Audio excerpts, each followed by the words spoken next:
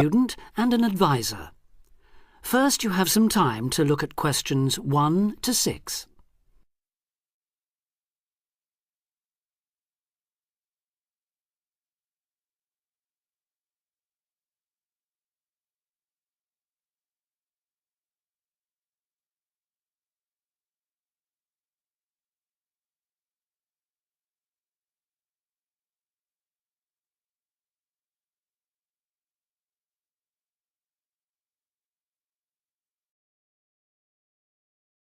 Now we shall begin.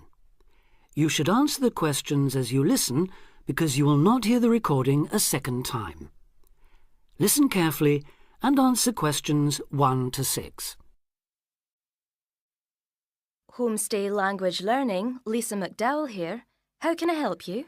Hello, my name's Dan, Hello, Dan. and I'm going to be living with a family in Edinburgh for 3 months, so I'd like some advice on what to bring with me. I'm flying in via Singapore on the 15th. Right. Well, perhaps most important of all are your documents. Vaccination certificate, sponsor's letter, and the certifying letter from us for immigration. Yes, I've got all those in order, I think. What I'm really wondering about are money and clothes and things for my room. Personal effects, in other words. OK, let's start with cash. You'll already have money in your bank account here, of course, but make sure when you get here you have some cash on you. Pounds, that is, not euros or dollars. How much do you suggest? I'd say 50 as an absolute minimum. OK. Now, the next thing is which clothes to bring. What do you think? Well, as I'm sure you know, it can get pretty cold here, so you will need some warm clothing. There are shops near here that sell winter clothes quite cheaply, so you really don't need to bring much. Do make sure, though, that you have at least one thick sweater and a jacket with you when you arrive here. The temperature's likely to be a lot lower than in Singapore. Thanks for the warning. Now, something else I'm not sure about is whether to bring my computer. It's a laptop, so it won't take up much room. 2 problems. Firstly, it might not be compatible with the electricity supply in this country. And secondly, there's a risk of it getting broken in transit. Someone travelling here had hers smashed only last month. But surely I can carry it as hand luggage. Usually, yes, but because of all the tight security right now, you may have to check it in. So my advice is to leave yours at home. OK, I think I will. Is there anything else you'd advise against bringing? Well, you won't need household or cooking things. They'll all be provided. And importing food, of course, isn't allowed by customs, though I imagine you already knew that. Well, yes. But there are 1 or 2 things I'd suggest you find room for in your suitcase. Yes? Perhaps a few of your favourite cassettes or compact discs. Of course, you might be able to find them in the shops here, but then again, you might not. That's a good idea. Anything else? Yes, some photographs of people and places that are special to you could be nice. They can really make your room feel like home. It's just a thought. I'll see if I've got a few good ones. Before you hear the rest of the conversation, you have some time to look at questions 7 to 10.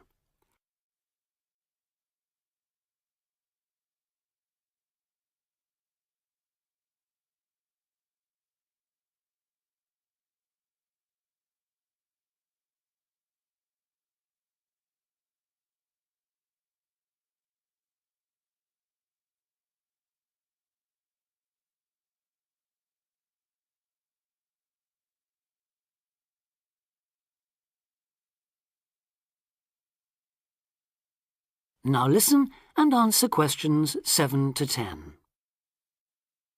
Just a few points about packing.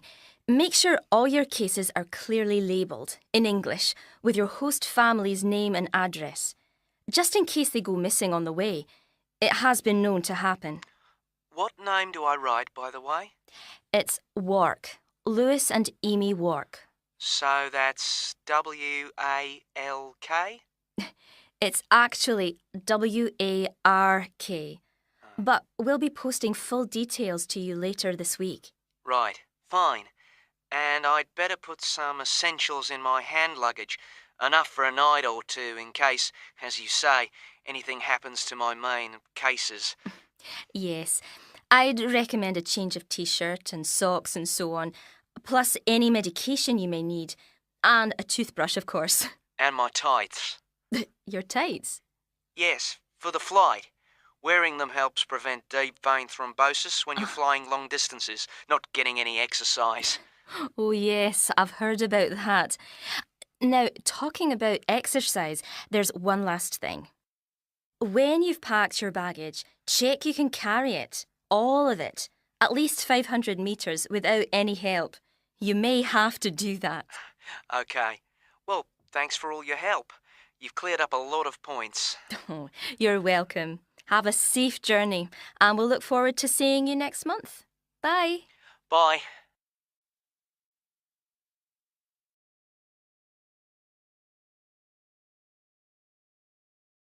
That is the end of part 1. You now have half a minute to check your answers.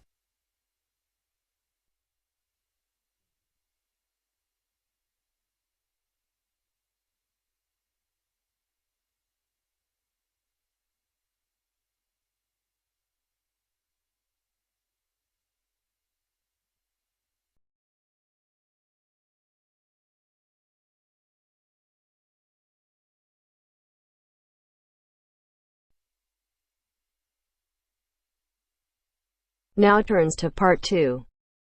Part 2. First, you have some time to look at questions 11 to 17.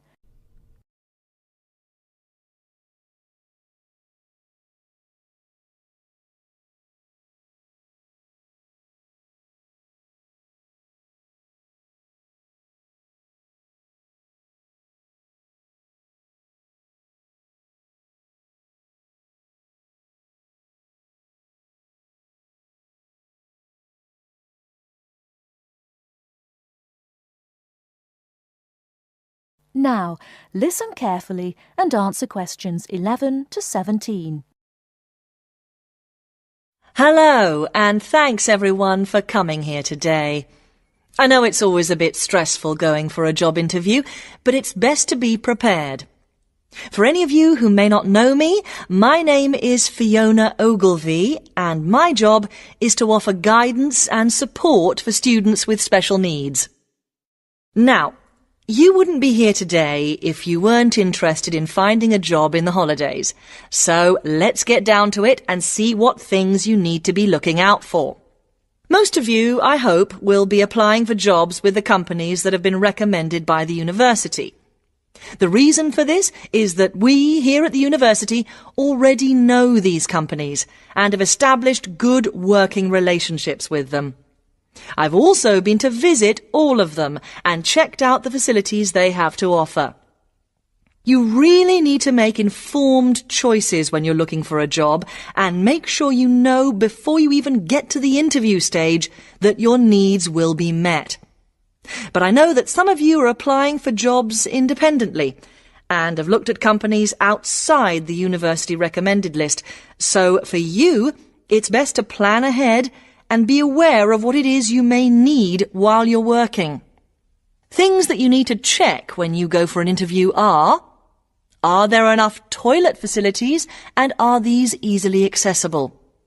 Also, you want to check that all the public areas inside the building are barrier-free, so you can get direct access to these public spaces whenever you need to. And ask about ramps into the building, so you know how many there are and where they are located.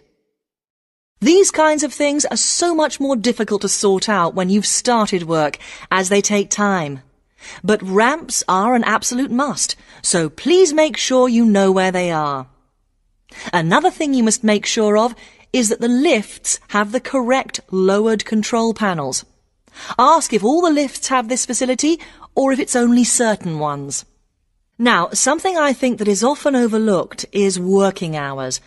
What you want to make sure of is that you get flexi time.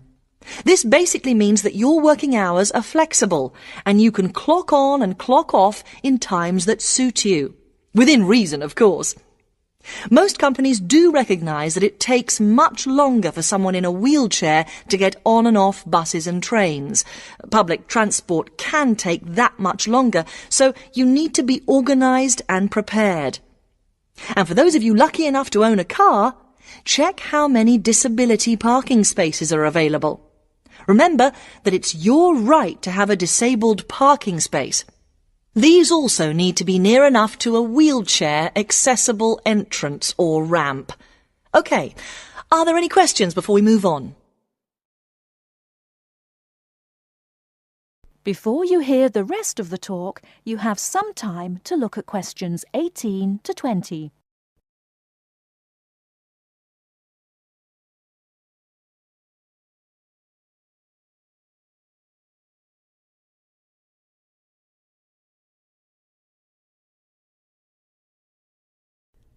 Now listen and answer questions 18 to 20.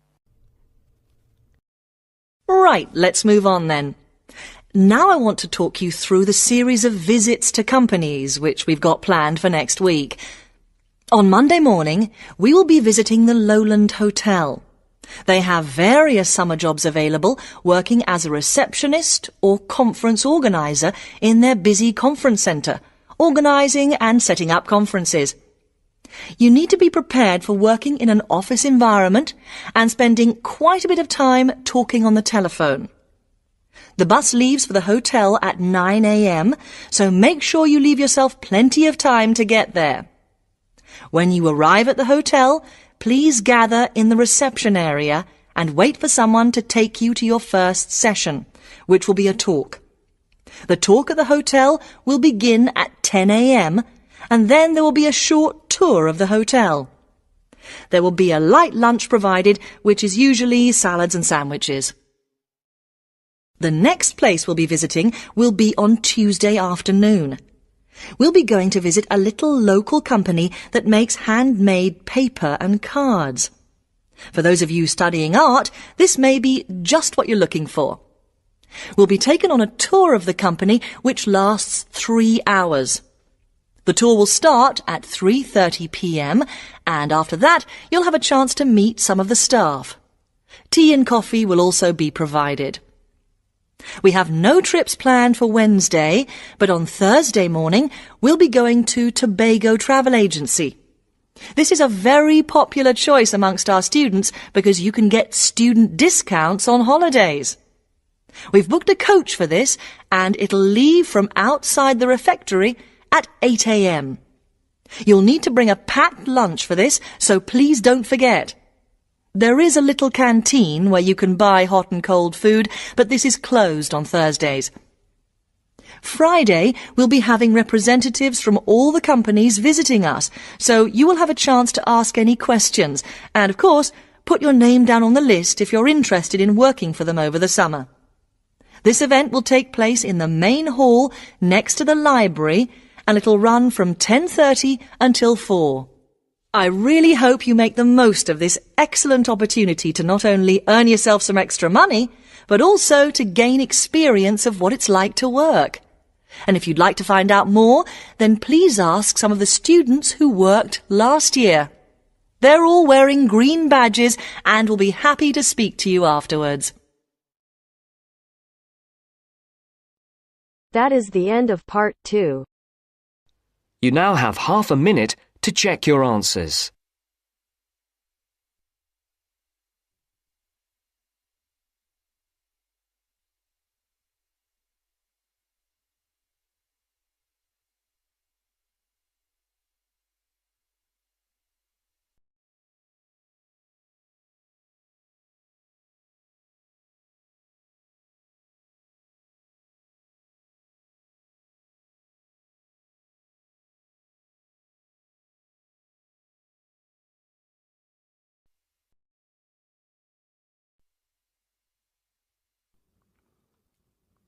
Now turn to Section 3. Section 3.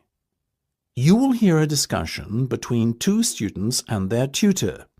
First, you have some time to look at questions 21 to 25.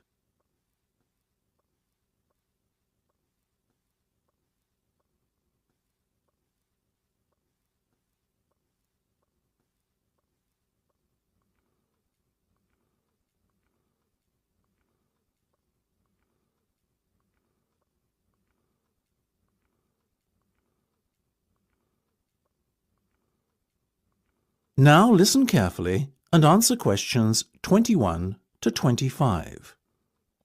Okay, guys. First off, well done.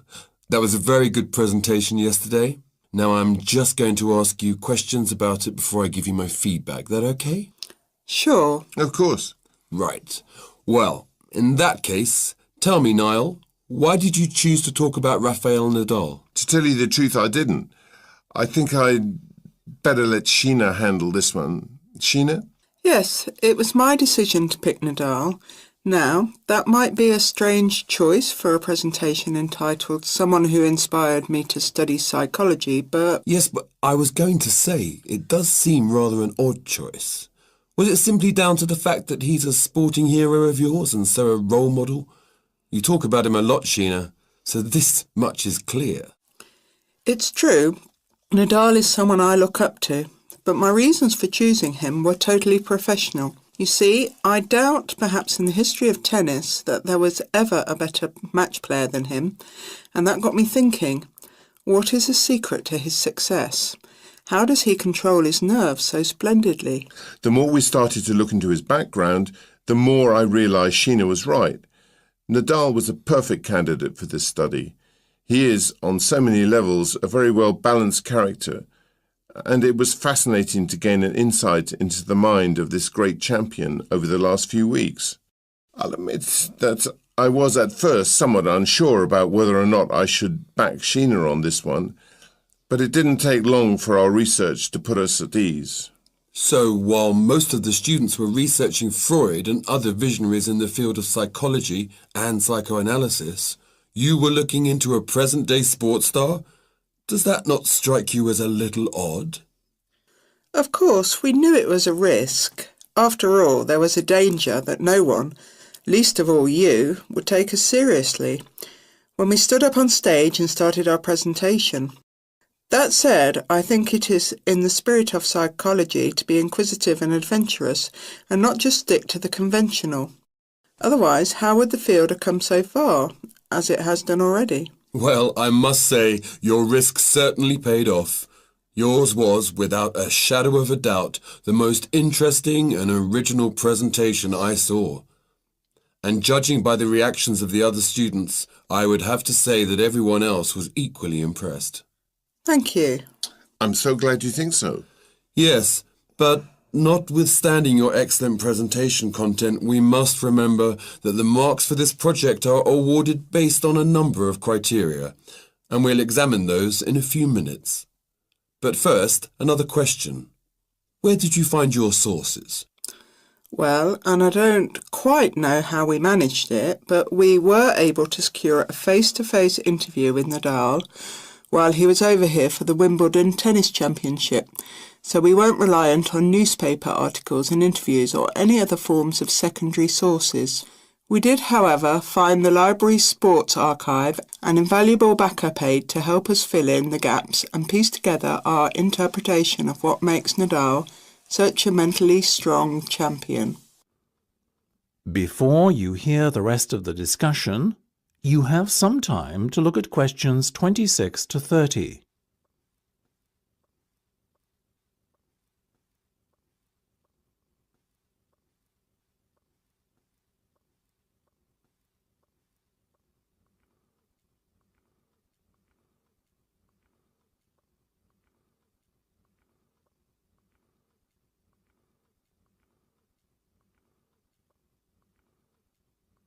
Now listen and answer questions 26 to 30.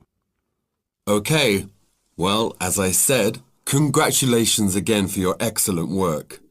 Now it's time for my feedback. The first area where marks were awarded is in your use of equipment. I felt that had you not been a little too reliant on the overhead projector, and had you, for example, used the interactive whiteboard and audio equipment a little more effectively, you would have received top marks in this section. As things stand, though, your use of equipment was still very satisfactory. It's just a shame, as it was an opportunity missed to score full points. The next area I was asked to assess is content. As you might have guessed, I simply can't fault you on that. Highly original work, so well done. As for your timing, I felt that the two of you were a little too over-rehearsed, so the presentation felt, at times, a little robotic. That said, again, it was very satisfactory, and you would get full points for effort. Sadly, though, there is such a thing as trying too hard, and that cost you top marks here, I'm afraid. Oh, I see. Right. What was particularly impressive, though, was the thick handout you'd prepared for everyone. I took it home to read through it afterwards, and it was very well written. But not alone that, it also enhanced my experience of the presentation itself on the day, as I was able to refer to the handout for further information on what was being discussed and to answer any questions I had. Very nice. As for your level of interaction, well, you had so much that you were intent on packing into your 20-minute time slot that sadly you ran out of time at the end, which left no room whatsoever for interaction, and no one had the chance to ask you any questions. You've probably guessed, therefore, that you did worse than average in this department, and unfortunately, your score will have to reflect this. Oh my goodness, everything sounded so positive at the start. That is a big disappointment. We worked so hard. Now, don't be so quick to get deflated. Remember, your presentation skills only count for 15% of the project grade. Your score in this assessment, even if it were terrible, would still not be enough to prevent you from getting top marks overall. It's very hard to score well in the presentation assessment anyway, so believe me, you both did reasonably well. Thank you. I wish I felt like that. Yes, your feedback was very constructive. We're just a little disappointed with ourselves. Why? That's the end of section 3. You have half a minute to check your answers.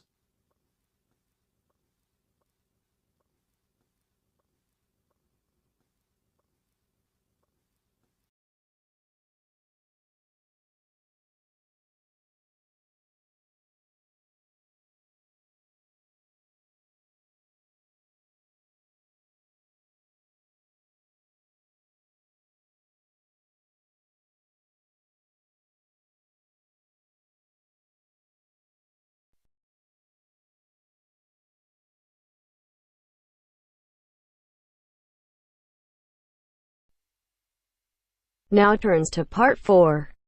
Part 4. Now listen to the second part of the lecture. As you listen, complete the notes below. First, you have some time to look at questions 31 to 40.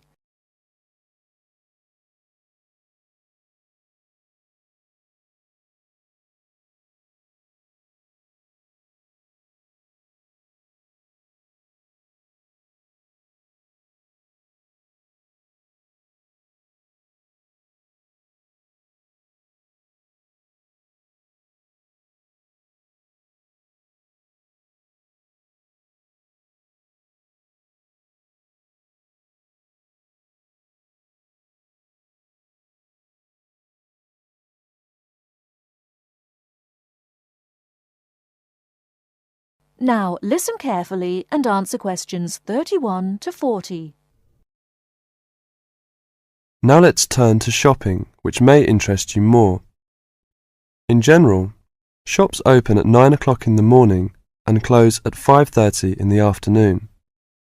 In country towns and quieter suburbs, smaller shops close for an hour at lunchtime, and once a week there tends to be an early closing day when most shops shut during the afternoon.